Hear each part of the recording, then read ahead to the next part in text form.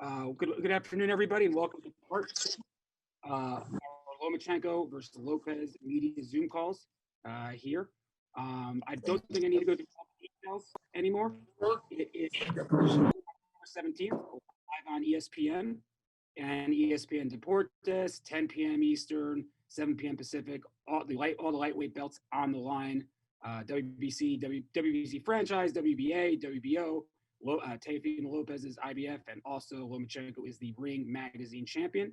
One quick programming note: earlier this morning, we were proud to announce that Fight TV will be the official distributor of Lomachenko Lopez in the United Kingdom. Air Sport will televise the event live in Ireland. The Fight TV app, you can order that for £9.99. So we've got great partners in the UK and Ireland who are now signed on to provide the great boxing fans in those nations access to the fight. So before we begin with Lomachenko and your questions, we're going to keep it to one question per person because we have limited time here today. We want to get to as many people as possible. But before we get to the questions, I want to kick it to our CEO and chairman of Top Rank, Mr. Bob Arum. Bob, opening comments when you're ready, sir.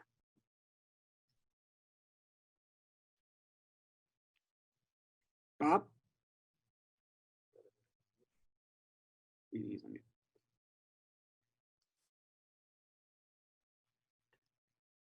Bob.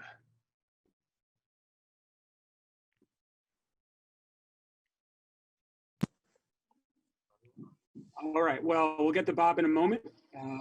Joining us from Camarillo, California in his training camp is the champ, Vasyl Lomachenko, and his manager, the multiple-time BWAA Manager of the Year, Mr. Agus Klimas, who will also be providing translation when needed and will be available to take questions from the media as well. Vasyl, welcome today, and can you talk to everybody in attendance today about preparation and how you're feeling 1 week before fight week? I feel great. Preparation was very good. We're ready on 100%, and we can wait October 17. And Bob, if you are there, please go ahead. You are unmuted, sir. Okay. Well, I'm really looking forward to this fight, as is every boxing fan. I watched last week Loma train for the fight. Believe me, he is 150% ready for this fight. We talked with Teofimo yesterday, and he is confident and looks in great shape. This should be a tremendous battle, and all I can say is this has all the ingredients of a major event.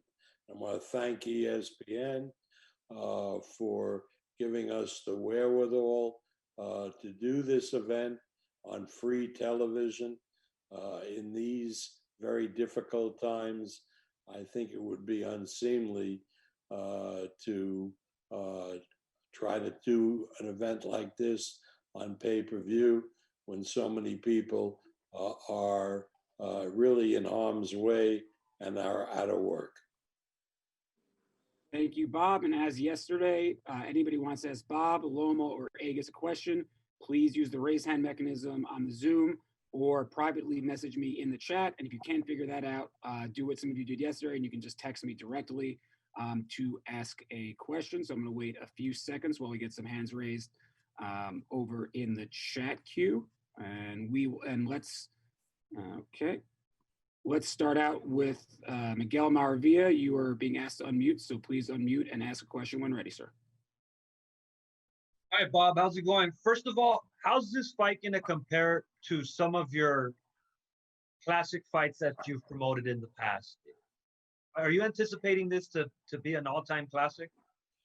Well, it certainly has the ingredients. But of course, like everything else, it will depend on how the fight unfolds on October 17th. but certainly it has the ingredients to be a real classic. But again, one never knows. Look what happened on Saturday. Two guys, good fighters, relatively unheralded, and they gave a fight for the ages, Baranchek and Zepeda. So I hope this will be a great fight, and we'll see on October 17th. Thank you, Miguel. And now we move over to Keith Idek from Boxing Scene. Keith, please go ahead when ready, sir.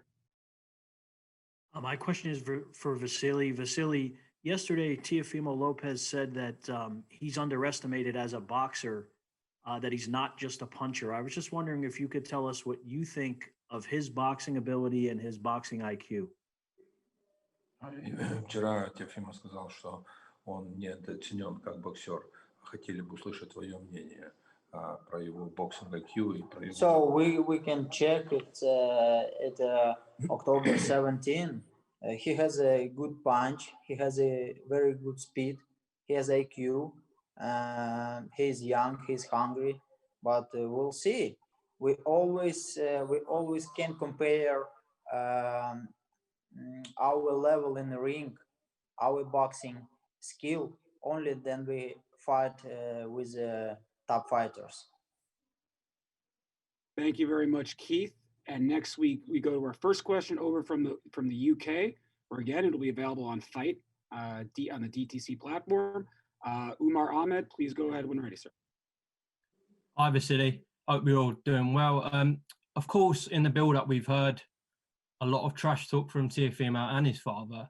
It seems like there's a personal element for them when they fight you. Is there any personal feeling towards Teofimo as you go into this fight? Есть какие-то персональные чувства за то, что и папа, и он говорят полностью вот этот трэш? Absolutely not. I have a goal, I have a dream, and he hold a belt, IBF title, and I need this belt. And Saturday, October 17, I will try take this belt. Thank you very much, Umar. Next, we go over from ESPN.com. Cameron Wolf. Cameron, please fire away when ready, sir. Yeah, this is for Bob first, and maybe Vasyl can jump in as well. Obviously, Vasyl has been one of the best pound for pound boxers, for years now. What does a win on October 17th mean for him and maybe his legacy? Well, this is a big fight for Loma, and he will go down in history as the greatest amateur fighter in the world, with a meteoric professional record. We've matched him with the best fighters that we can find. He's always come through, and obviously this fight will continue his legacy should he be successful. And same question for Vasyl. Okay. Что для тебя такого вида боя, что для тебя значит для легенды? I always, when I came in professional boxing, I always wanted fight only with the top fighters, with the world champion, and now I have a top fighter in front of me, and I want only to improve who I am and to improve my legacy. Thank you very much, Vasyl, and thank you, Cameron. Next, we go again across the pond from The Athletic's Sarah Shepard. Sarah, please go ahead when ready. Thanks, guys. This is a question to whoever's best placed to answer it, really. So we've obviously heard there's no rematch clause in the contract, and I wondered why that was and whose decision ultimately that was to have no rematch clause in there. Let me answer that. I don't believe in rematch clauses. Rematch clauses are in essence, overused, thanks to our friend Eddie Hearn. He puts a rematch clause in every contract. And that may indicate that he is not confident in how his fighter will perform. As far as I'm concerned, let them fight. There'll be a winner, there'll be a loser. And if down the road they want a rematch, that's up to them. But I'm not requiring, and I don't like to require, a rematch in any contract that I do. Thanks, Bob. All right. Next, we go over to Marquise Johns. Marquise, please go ahead when ready. Thank you, Evan. Question just for Vasyl on this one, actually. Just after this unification bout at 135, did you have any plans on actually staying at 135, or were you had the ideas of moving down afterwards? It depends what happened after this fight. It depends what we can organize. I can fight 130 and 135. For me, it doesn't matter. What better choice will be? I choose best choice for me. All right. Thank you very much for that. Carlos Toro, please go ahead when ready, sir.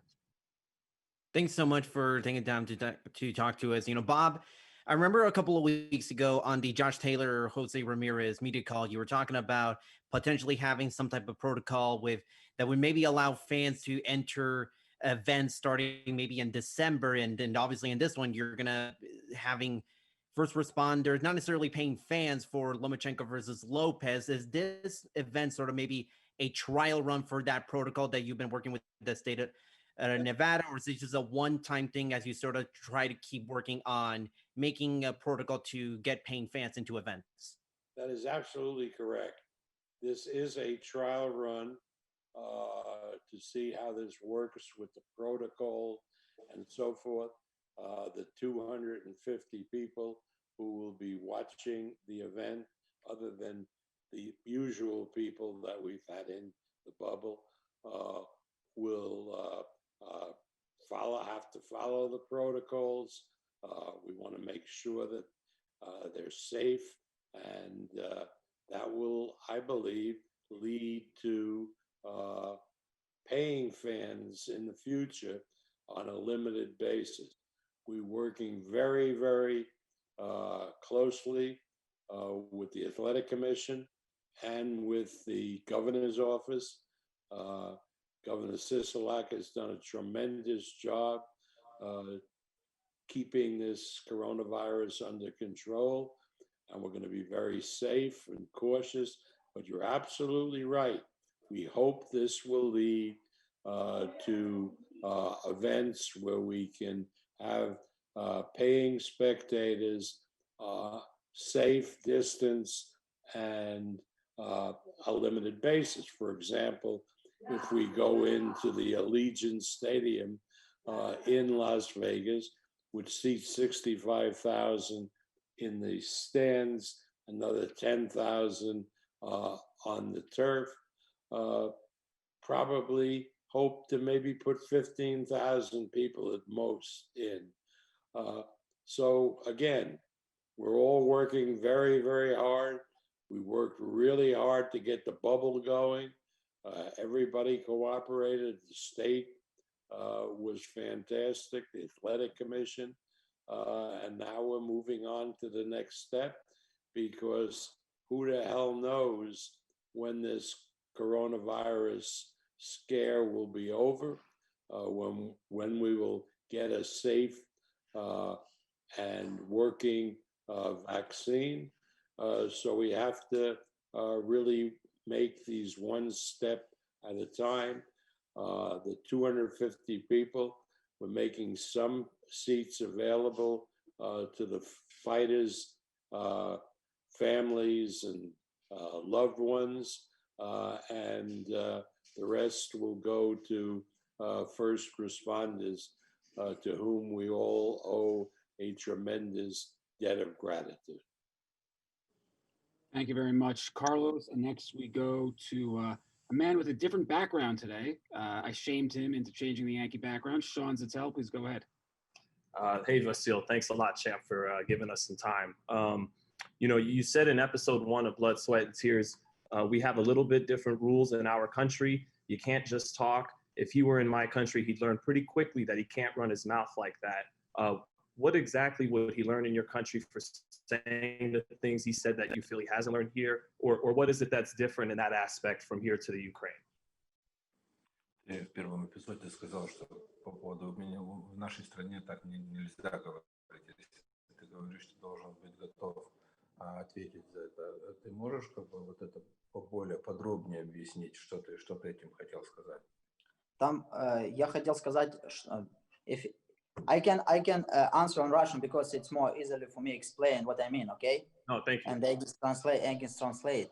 Я имел в виду, что у нас в стране как бы не так жестко с правилами и не так жестко с законами, как в Америке. Поэтому если ты там что-то говоришь, тебя вправе просто-напросто, если ты обидел кого-то, оскорбил кого-то, если ты сказал какую-то обидную вещь, тебя просто-напросто могут ударить, и никто тебя не будет спрашивать, тебе сразу дадут ответ на твое действие. Здесь же ты не можешь этого сделать, потому что сразу же тебя заберут в полицию, ты нарушил закон.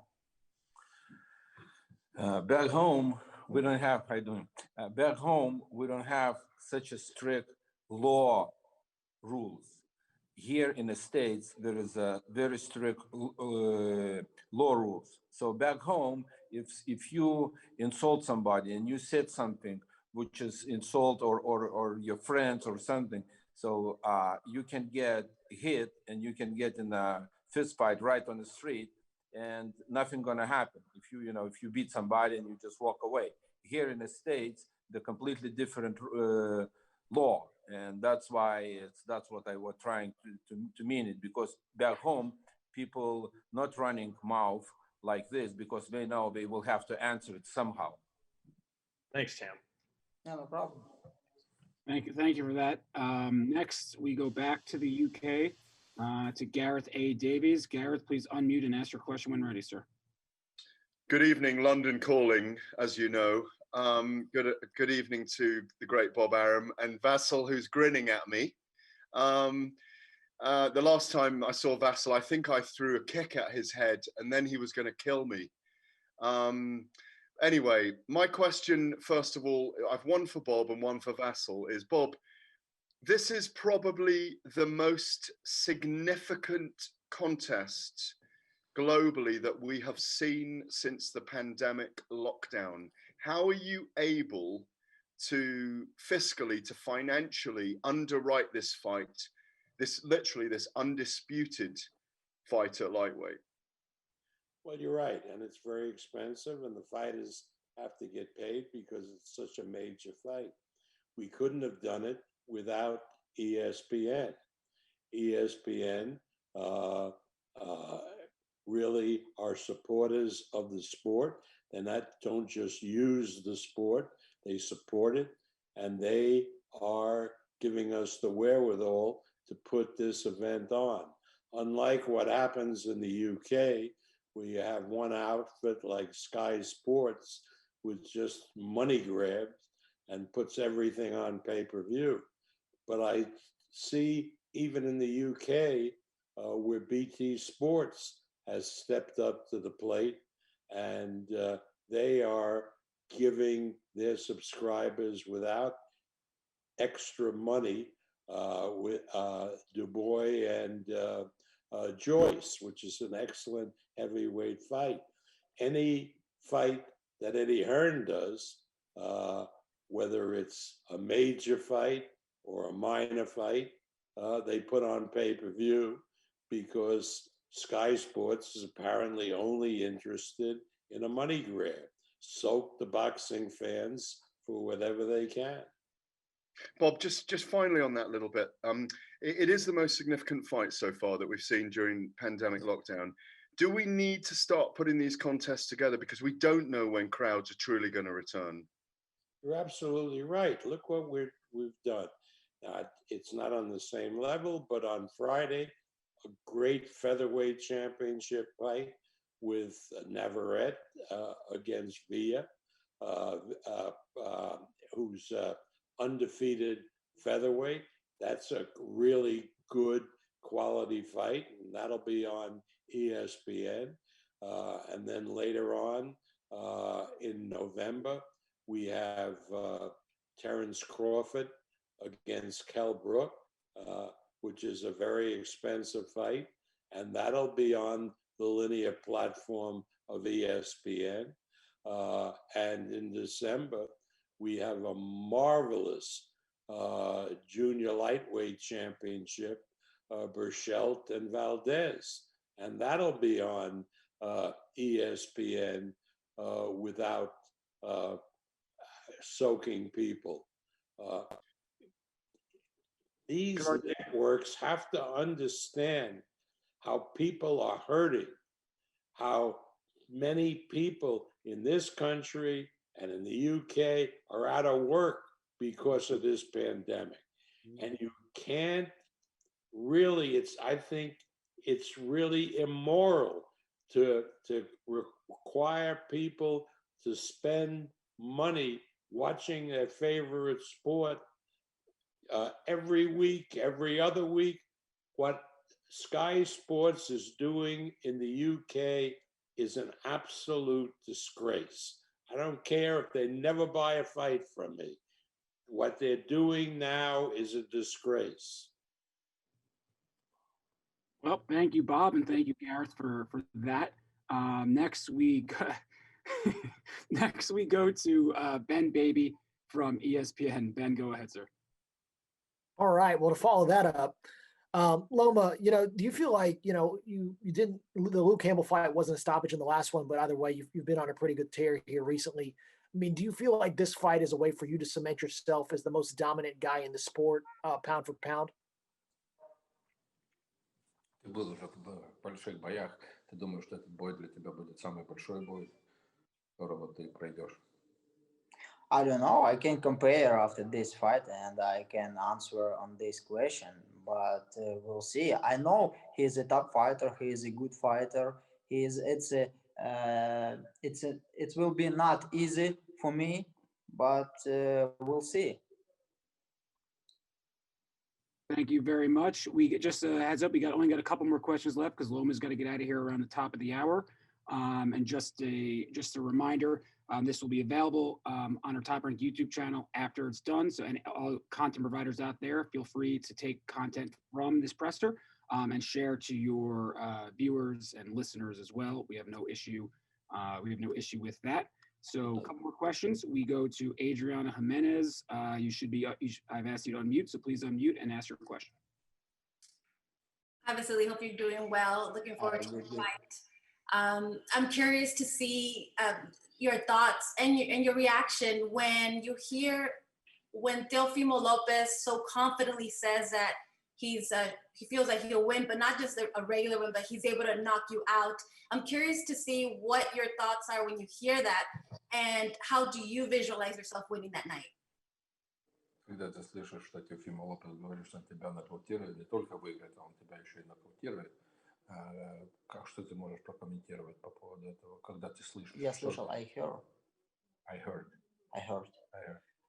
heard this a lot of time from a lot of boxer, but it's not mean. Then you come in the ring, you forgot about your words, and you forgot about what you promised.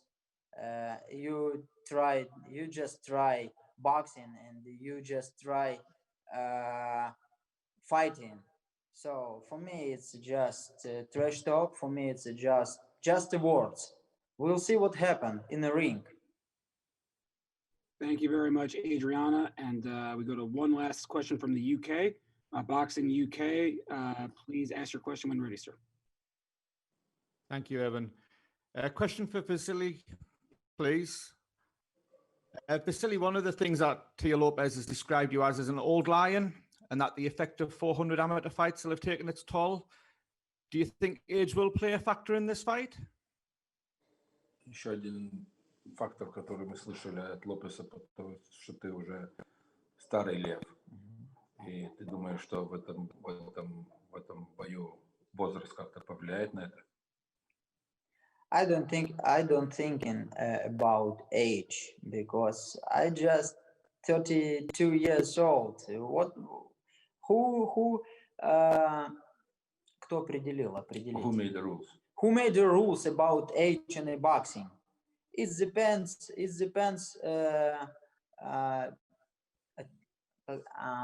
Как сказать? Это зависит это лично от каждого зависит. Кто-то стареет в 32, кто-то стареет в 37, кто-то в 45. It depends on the personal lifestyle. It depends on the personal lifestyle. Somebody stay older and at 27 and at 30.